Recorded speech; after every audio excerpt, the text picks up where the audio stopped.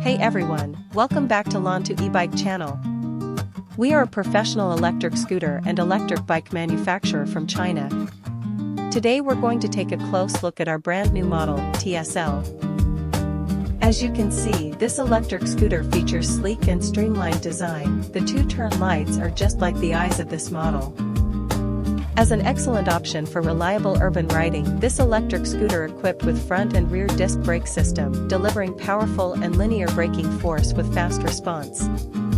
It adopts a 1,500 watts high-performance motor, providing strong and steady power output to support a maximum speed of 45 km per hour, meeting daily commuting and short-distance travel demands.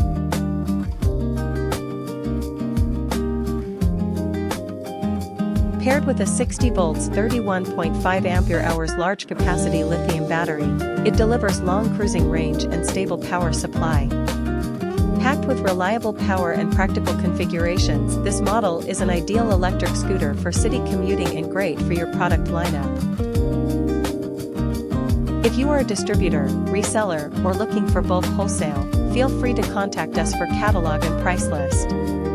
Don't forget to like, subscribe and hit the bell for more new electric bicycle models from Lantu e-bike factory.